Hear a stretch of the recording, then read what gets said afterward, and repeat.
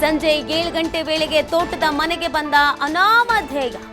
ಈ ವೇಳೆ ರಮೇಶ್ ಪತ್ನಿ ಯಶೋಧಮ್ಮರನ್ನ ಮಾತನಾಡಿಸಿದ ವ್ಯಕ್ತಿ, ನಿಮಗೆ ಮರ ಕತ್ತರಿಸುವ ಯಂತ್ರ ಬಂದಿದೆ ತಗೊಳ್ಳಿ ಅಂತ ಅಪರಿಚಿತ ಹೇಳಿದ. ನಾವ್ಯಾರು ಆರ್ಡರ್ ಮಾಡಿಲ್ಲ ಅಂತ ಹೇಳಿದ್ರು ಯಶೋಧಮ್ಮ. ಈ ವೇಳೆ ಯಂತ್ರ ಆನ್ ಮಾಡಿ ಮಹಿಳೆ ಕುತ್ತಿಗೆಗೆ ಹಿಡಿದ ವ್ಯಕ್ತಿ. ತಕ್ಷಣ ಭಯದಿಂದ ಪ್ರಜ್ಞೆ ತಪ್ಪಿ ಕೆಳಗೆ ಬಿದ್ದ ಯಶೋಧಮ್ಮ. ನಂತರ ಮನೆಯ ಒಳಗೆ ನುಗ್ಗಿ ಮಲಗಿದ್ದ ರಮೇಶ್ನನ್ನ ಕೊಲೆ ಮಾಡಲಾಗಿದೆ.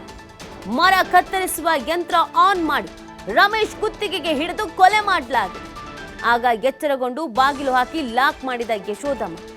ಬಳಿಕ ಸ್ಥಳೀಯರನ್ನ ಕೂಗಿ ಕರೆದಿದ್ರಿಂದ ಆರೋಪಿಯನ್ನ ಬಂಧಿಸಲಾಗಿದೆ. ಗಂಭೀರ ಗಾಯಗೊಂಡ ಯಶೋಧಮ್ಮಗೆ ಆಸ್ಪತ್ರೆಯಲ್ಲಿ ಚಿಕಿತ್ಸೆನ ನೀಡಲಾಗ್ತಿದೆ. ನೋಡಿ, ಇದೊಂದು ಸಿನಿಮೆಯ ರೀತಿಯಲ್ಲಿ ಆಗಿರುವಂತ ಘಟನೆ. ಏನೋ ಆರ್ಡರ್ ಬಂದಿದೆ ಅಂತ ಬಂದಿದ್ದಾನೆ ಮನೆ ಹೊರಗಡೆ. ಯಶೋಧಮ್ಮ ಇದು ರಮೇಶ್ ಅವರ ಪತ್ನಿ. ಮರ ಕಡಿಯುವಂತ ಯಂತ್ರ ಆರ್ಡರ್ ಮಾಡಿದಿರಲ್ಲ ಬಂದಿದೆ ಅಂತ. ಅವ್ರಿಲ್ಲ, ನಾವೇನ್ ಮಾಡಿಲ್ಲ ಅಲ್ಲ ಅಂತ ಹೇಳಿದ್ದಾರೆ.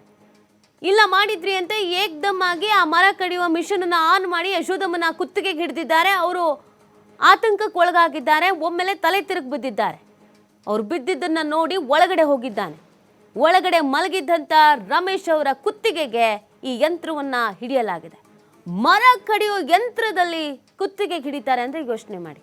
ಇದು ಸಿಸಿಟಿವಿ ವಿಜುವಲ್ಸ್ ಅನ್ನು ನೀವು ಗಮನಿಸ್ತಾ ಇದ್ದೀರಾ. ಅನಾಮಧೇಯ ವ್ಯಕ್ತಿ ಈತ ಬಂದು ಮನೆ ಬಾಗಿಲ ಮುಂದೆ ನಿಂತ್ಕೊಬಿಟ್ಟಿದ್ದಾನೆ.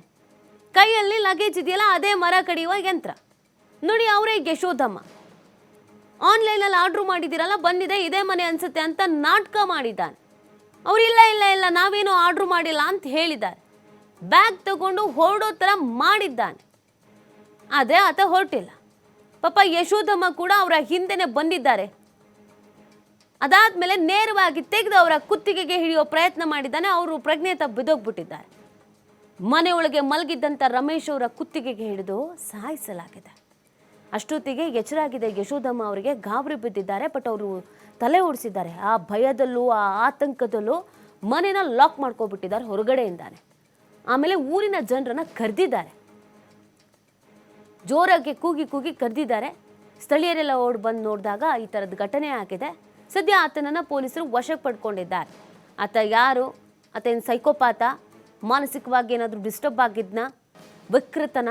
ಏನು ಎತ್ತ ಅನ್ನೋದ್ರ ಬಗ್ಗೆ ಮಾಹಿತಿ ಸಿಗಬೇಕಾ? ಇಲ್ಲ ಅಂತಂದರೆ ಒಬ್ಬ ಮನುಷ್ಯನಾಗಿ ಒಬ್ಬ ಮನುಷ್ಯನ ಕುತ್ತಿಗೆಯನ್ನು ಮರ ಕಡಿಯೋ ಮಷೀನಲ್ಲಿ ಕೊಲೆ ಮಾಡ್ತಾನೆ ಅಂತ ಅಂದರೆ ಅದನ್ನು ಹೇಗೆ ಒಪ್ಕೊಳ್ಳೋಕ್ಕಾಗತ್ತೆ? ಸೊ ವಿಕೃತಿ ಏನಾದ್ರು ಮೆರಿತಾ ಇದ್ನ? ಸೈಕೋಪಾತ? ಏನಾದ್ರು ಸಮಸ್ಯೆ ಇತ್ತ ಮೆಂಟಲಿ ಈತನಿಗೆ? ಏನಾದ್ರು ಹಳೆ ದ್ವೇಷನ ಯಾರಾದರೂ ಕಳಿಸಿದ್ರೋ ಅಥವಾ ಹೀಗೆ ಕಂಡ್ರ ಮನೆಗೆ ನುಗ್ತಾ ಇದ್ನೋ? ಯಾವ ಊರಿನವನು? ಇದೆಲ್ಲವೂ ಕೂಡ ಈಗ ತನಿಖೆಯ ಸಂದರ್ಭದಲ್ಲಿ ಗೊತ್ತಾಗಲಿದೆ. ಇಡೀ ಗ್ರಾಮದ ಜನತೆ ಬಚ್ಚಿ ಬಿದ್ದಿದ್ದಾರೆ. ಇದಕ್ಕೇನೆ 1000 ಬಾರಿ ಪೊಲೀಸ್ ಇಲಾಖೆಯವರು ಹೇಳೋದು, ಸಿಂಗಲ್ ಆಗಿ ಮನೆ ಇದೆಯಾ ಬಹಳ ಎಚ್ಚರಿಕೆಯಿಂದ ಇರಿ. ನಮ್ದು ಹೈವೇ ಪಕ್ಕನೇ ಮನೆ, ಅಯ್ಯೋ ನಮ್ಮನೆಗೆ ಯಾರು ಬಂದ್ಬಿಡ್ತಾರೆ, ನಮ್ಮನೇಲಿ ಏನಿದೆ, ಆ ಥರ ಯಾವುದೇ ಕಾರಣಕ್ಕೂ ಚಾನ್ಸ್ ತಗೋಬೇಡಿ. ವಯಸ್ಸಾಗಿರೋ ಗಂಡ ಹೆಂಡತಿ ಇಬ್ಬರೇ ಮನೇಲಿರ್ತಾರೆ. ಮಕ್ಕಳೆಲ್ಲ ಹೊರಗಡೆ ಎಲ್ಲೋ ಕೆಲಸಕ್ಕೋ ಎಜುಕೇಷನ್ಗೋ ಅಂತ ಹೋಗಿರ್ತಾರೆ. ದೊಡ್ಡದಾಗಿ ಮನೆ ಇದ್ದರೆ ಮನೆ ಒಳಗಡೆ ಏನೋ ಇದೆ ಅಂತಲೇ ಅರ್ಥ ಮಾಡ್ಕೊಂಡಿರ್ತಾರೆ ಈ ಕಳ್ಳರು, ಈ ಸೈಕೋಪಾತ್ಗಳು. ನೀವೆಲ್ಲ ಬ್ಯಾಂಕಲ್ಲಿ ಇಟ್ಟಿದ್ದೀರಾ ಅಥವಾ ಮನೇಲಿ ಏನೂ ಇಲ್ಲ ಅಂತ ಅವ್ರಿಗೇನು ಗೊತ್ತಿರುತ್ತೆ? ಅಥವಾ ಕದಿಯೋಕ್ಕೆ ಬಂದಿರ್ತಾರೋ, ದರೋಡೆ ಮಾಡೋಕ್ಕೆ ಬಂದಿರ್ತಾರೋ, ಇನ್ನೊಂದೋ ಮತ್ತೊಂದೋ ಗೊತ್ತಿಲ್ಲ. ಏಕ್ದಮ್ ಬಂದು ಈ ಥರ ಮಾಡಿಬಿಟ್ರೆ ಏನು ಮಾಡ್ತೀರಾ? ಈ ಕಾರಣಕ್ಕಾಗಿಯೇ ಮನೆಯಿಂದ ಹೊರಗೆ ಹೋಗುವಾಗ ನೀಟಾಗಿ ಲಾಕ್ ಮಾಡ್ಕೊಂಡು ಹೋಗಿ, ಮನೆಯ ಬಾಗಿಲನ್ನು ತೆಗೆಯುವಾಗ ಯಾರು ಏನು ಎತ್ತ ಯಾಕೆ ಬಂದಿದ್ದಾರೆ, ಅವ್ರು ನಮಗೆ ಪರಿಚಯ ಇದ್ದಾರೋ ಅವ್ರು ನಮಗೆ ಪರಿಚಯ ಇಲ್ವೋ, ಇದನ್ನು 1000 ಬಾರಿ ಯೋಚನೆ ಮಾಡಿ. ಎಷ್ಟೇ ಬಾರಿ ನಾವು ಮಾಧ್ಯಮಗಳಲ್ಲಿ ಬಾಯಿ ಬಡ್ಕೊಂಡ್ರು, ಪೊಲೀಸ್ ಇಲಾಖೆಯವರು ಬಾಯಿ ಬಡ್ಕೊಂಡ್ರು ನಮ್ಮ ಜನಗಳ ಬುದ್ಧಿ ಕಲಿಯಲ್ಲ. ಹೊರಗಡೆ ಬಂದ್ಬಿಡೋದು, ಮನೆ ಲಾಕ್ ಮಾಡಿಕೊಂಡು ಕೀನ ಅಲ್ಲೇ ಶೂಸ್ ಒಳಗೋ ಕಿಟಕಿ ಸಂದಿಲೋ ಇಟ್ಟು ಹೋಗ್ಬಿಡೋದು, ಈ ಥರದ ಎಡವಟ್ಟುಗಳನ್ನು ಮಾಡ್ತಾನೇ ಇರ್ತಾರೆ ಜನ. ಇತ್ತೀಚಿನ ದಿನಗಳಲ್ಲಿ ತಲೆ ಒಡೆಯುವವರು, ಕೊಲೆ ಮಾಡುವವರು, ಸೈಬರ್ ಕ್ರೈಮ್ ಇದೆಲ್ಲವೂ ಕೂಡ ಹೆಚ್ಚಾಗ್ತಾ ಇದೆ. ನಮ್ಮ ಜೀವ ಉಳಿಬೇಕು ಅಂತಂದರೆ ನಾವು ಎಚ್ಚರಿಕೆಯಿಂದ ಇರಲೇಬೇಕಾಗತ್ತೆ. ಈ ಕಾರಣಕ್ಕಾಗಿ ಯಾರೋ ಮನೆ ಬಳಿ ಬಂದಿದ್ದಾರೆ ಅಂದರೆ ಅವ್ರು ನಿಮಗೆ ಗೊತ್ತಿದ್ದಾರೋ ಗೊತ್ತಿಲ್ವೋ, ಏನಕ್ಕೆ ಬಂದಿದ್ದಾರೆ, ಕಿಟಕಿಯಲ್ಲೇ ಮಾತಾಡಿಸಿ. ನೋಡಿ, ಇವತ್ತೊಂದು ಜೀವನೇ ಹೋಗಿದೆ.